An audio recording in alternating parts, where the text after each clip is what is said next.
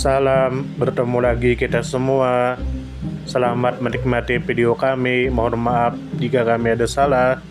Semoga kita baik-baik saja. Salam. Sekarang masuk ke video. Ruslila Tahir Simanjuntak. Tentu saja kemungkinan tidak asing di telinga kita.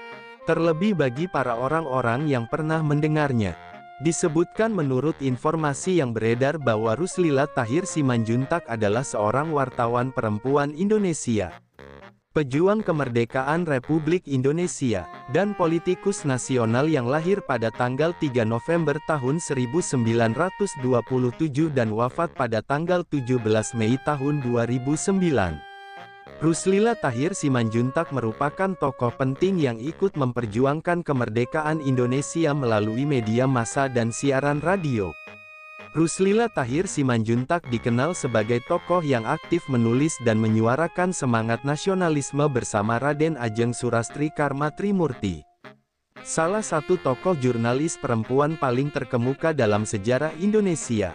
Kemudian menurut informasi yang beredar bahwa Ruslila Tahir Simanjuntak berperan sebagai wartawan yang secara aktif menulis mengenai perjuangan bangsa Indonesia melawan penjajahan. Ruslila Tahir Simanjuntak juga dikenang dalam sejarah sebagai penyiar radio yang menyiarkan teks proklamasi kemerdekaan Republik Indonesia melalui saluran radio Shinbun, yaitu radio milik pemerintah pendudukan Jepang yang saat itu beroperasi di wilayah Sumatera Utara. Tindakan ini sangat berani karena dilakukan dalam situasi sensor militer yang ketat serta ancaman dari pasukan Jepang dan sekutu. Ruslila Tahir Simanjuntak tidak hanya berjuang melalui tulisan, tetapi juga dengan menyampaikan langsung kabar kemerdekaan kepada masyarakat. Kemudian menurut informasi yang beredar bahwa Ruslila Tahir Simanjuntak lahir pada tanggal 3 November tahun 1927 dan mulai aktif dalam dunia jurnalistik serta pergerakan kemerdekaan pada masa pendudukan Jepang menjelang tahun 1945. Momen paling bersejarah terjadi pada bulan Agustus tahun 1945 ketika Ruslila Tahir Simanjuntak menyiarkan teks proklamasi kemerdekaan Republik Indonesia melalui radio di Sumatera Utara. Setelah kemerdekaan, Ruslila Tahir Simanjuntak terus aktif dalam dunia politik dan tetap berkarya sebagai jurnalis hingga akhir hayatnya pada tanggal 17 Mei tahun 2009. Kemudian menurut informasi yang beredar bahwa perjuangan Ruslila Tahir Simanjuntak terutama berlangsung di wilayah Sumatera Utara, salah satu daerah penting dalam penyebaran informasi kemerdekaan di luar Pulau Jawa. Siaran teks proklamasi dilakukan dari studio radio Shinbun yang berada di Sumatera Utara, yang sebelumnya merupakan sarana propaganda milik pemerintahan militer Kekaisaran Jepang. Dari tempat inilah Ruslila Tahir Simanjuntak menyuarakan kemerdekaan kepada masyarakat Sumatera dan sekitarnya. Kemudian menurut informasi yang beredar bahwa Ruslila Tahir Simanjuntak memiliki semangat nasionalisme yang kuat dan memahami pentingnya media sebagai alat perjuangan. Pada masa penjajahan, rakyat Indonesia sangat membutuhkan informasi yang benar, cepat, dan membangkitkan semangat. Melalui tulisan-tulisannya yang mengangkat perjuangan rakyat serta keberaniannya menyampaikan teks proklamasi kemerdekaan Republik Indonesia melalui radio, Ruslila Tahir Simanjuntak menunjukkan bahwa perempuan juga memiliki peran strategis dalam membangun dan mempertahankan kemerdekaan bangsa. Keputusan Ruslila Tahir Simanjuntak untuk terlibat secara aktif mencerminkan tekad untuk memperjuangkan kemerdekaan dan menyuarakan kebenaran kepada rakyat. Kemudian menurut informasi yang beredar bahwa Ruslila Tahir Simanjuntak menjalankan perjuangannya dengan menulis artikel-artikel perjuangan bersama para jurnalis nasionalis lainnya, termasuk Raden Ajeng Surastri Karma Trimurti. Ruslila Tahir Simanjuntak juga menyampaikan informasi penting melalui siaran radio, termasuk membacakan teks proklamasi kemerdekaan Republik Indonesia di radio Shinbun. Tindakan tersebut dilakukan secara diam-diam namun terkoordinasi. Dengan memanfaatkan posisi strategis Ruslila Tahir Simanjuntak sebagai penyiar yang telah menguasai jalur komunikasi radio. Dengan langkah ini, Ruslila Tahir Simanjuntak membantu menyebarkan kabar kemerdekaan ke pelosok Sumatera, memperkuat semangat perlawanan terhadap sisa-sisa kekuatan kolonial, dan mendorong dukungan rakyat terhadap pemerintahan Republik Indonesia yang baru berdiri. Ruslila Tahir Simanjuntak merupakan figur perempuan yang memiliki kontribusi besar dalam sejarah perjuangan kemerdekaan Republik Indonesia, khususnya di wilayah Sumatera Utara. Sebagai wartawan dan penyiar radio pada masa pendudukan militer Jepang, Ruslila Tahir Simanjuntak menunjukkan keberanian luar biasa dalam menghadapi kontrol dan sensor ketat pemerintah kolonial. Tindakan menyiarkan teks proklamasi kemerdekaan Republik Indonesia melalui radio Shinbun milik pemerintahan Jepang bukan hanya simbol keberanian personal, tetapi juga manifestasi dari kesadaran kolektif perempuan Indonesia yang aktif memperjuangkan kemerdekaan melalui media komunikasi massa. Dari sudut pandang sejarah pers nasional, Ruslila Tahir Simanjuntak adalah bagian dari generasi awal jurnalis perempuan Indonesia yang memanfaatkan pena dan suara sebagai senjata perjuangan. Pada masa itu, media menjadi alat propaganda utama bagi penjajah, tetapi juga menjadi medan perlawanan intelektual bagi pejuang kemerdekaan. Dalam konteks ini, keberadaan Ruslila Tahir Simanjuntak sejajar dengan tokoh-tokoh seperti Raden Ajeng Surastri Karmatrimurti yang lebih dahulu menegaskan posisi perempuan dalam dunia jurnalistik dan pergerakan politik. Dari perspektif perjuangan perempuan, Ruslila Tahir Simanjuntak adalah contoh konkret bahwa keterlibatan perempuan dalam perjuangan nasional tidak terbatas pada dukungan logistik atau peran domestik. Melalui suara di radio dan tulisan-tulisan di media, Ruslila Tahir Simanjuntak mengintervensi ruang publik dan memperkuat narasi kemerdekaan dari sudut pandang perempuan.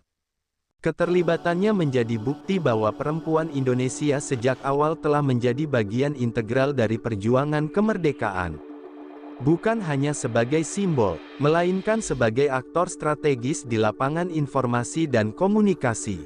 Dalam dimensi politik dan nasionalisme, peran Ruslila Tahir Simanjuntak sangat penting dalam membentuk opini publik di luar Pulau Jawa, terutama di Sumatera Utara, pada saat pusat informasi nasional masih terpusat di Jakarta dan Yogyakarta.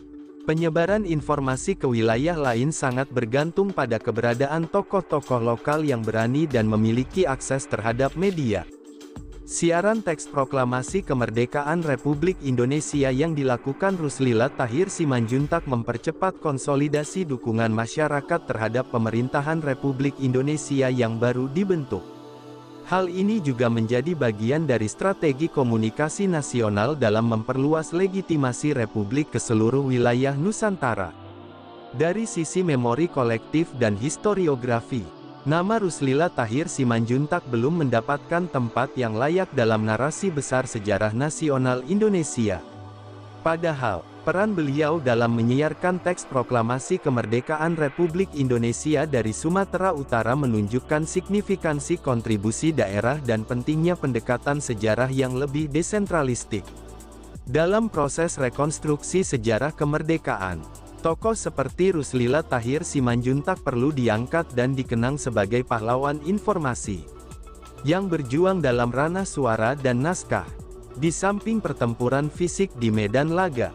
Dari perspektif teknologi komunikasi, penggunaan radio sebagai alat perjuangan oleh Ruslila Tahir Simanjuntak menunjukkan pemahaman strategis terhadap kekuatan media massa. Siaran radio memiliki keunggulan jangkauan luas dan daya persuasi tinggi, dan pada masa itu merupakan teknologi yang sangat efektif untuk menjangkau rakyat secara cepat. Dengan menguasai mikrofon dan membacakan teks proklamasi, Ruslila Tahir Simanjuntak tidak hanya melakukan tugas jurnalistik, tetapi juga menunaikan peran komunikasi politik yang sangat vital. Dari sudut pandang sosiologis dan peran generasi muda, Ruslila Tahir Simanjuntak menjadi inspirasi tentang bagaimana kaum muda, terutama perempuan muda, dapat mengambil bagian aktif dalam perubahan sosial dan politik. Pada usia yang masih sangat muda, Ruslila Tahir Simanjuntak sudah terlibat dalam urusan besar bangsa dan memperlihatkan keteguhan hati serta integritas moral untuk berdiri di garis depan perjuangan nasional. Sosok beliau menjadi simbol generasi muda yang berpikir progresif, berani, dan tidak gentar menghadapi rezim penjajahan. Dari segi kontribusi pasca kemerdekaan, Ruslila Tahir Simanjuntak juga dikenal aktif dalam dunia politik. Meskipun catatan tentang kiprah politik beliau tidak sebanyak keterlibatan dalam dunia pers. Namun, langkahnya ini mencerminkan kesinambungan perjuangan dari masa revolusi ke masa pembangunan nasional. Ruslila Tahir Simanjuntak merupakan contoh figur yang mampu menjembatani antara masa perlawanan fisik dan masa perjuangan ideologis serta pembangunan melalui jalur politik dan komunikasi publik. Dengan segala kontribusinya, nama Ruslila Tahir Simanjuntak patut ditempatkan dalam deretan tokoh perempuan pelopor bangsa yang tidak hanya mengangkat peran kaum perempuan, tetapi juga memperkaya sejarah komunikasi perjuangan kemerdekaan Republik Indonesia.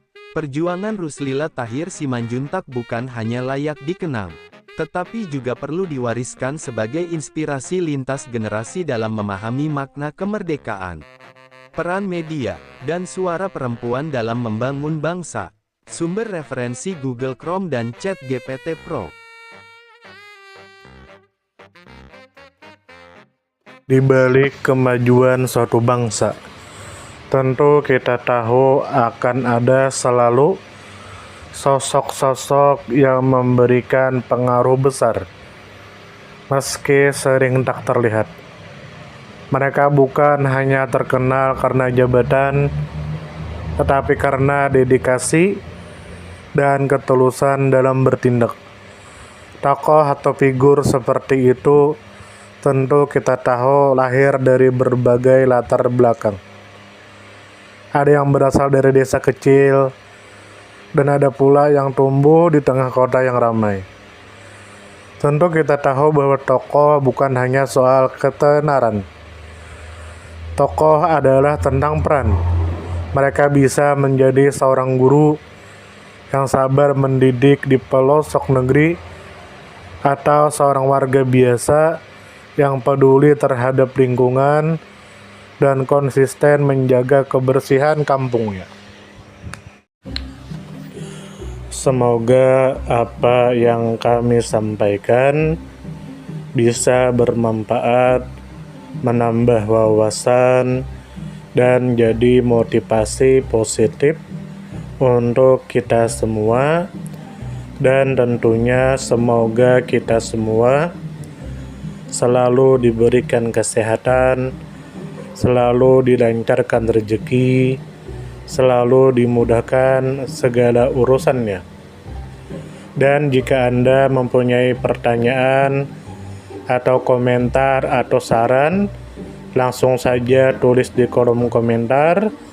Kami sangat terbuka buat masukan yang membangun supaya kedepannya bisa lebih baik lagi. Jangan lupa like, share, subscribe biar Anda tidak ketinggalan konten-konten seru dan bermanfaat. Tetap semangat, jaga kesehatan, dan terus jadi versi terbaik dari diri Anda.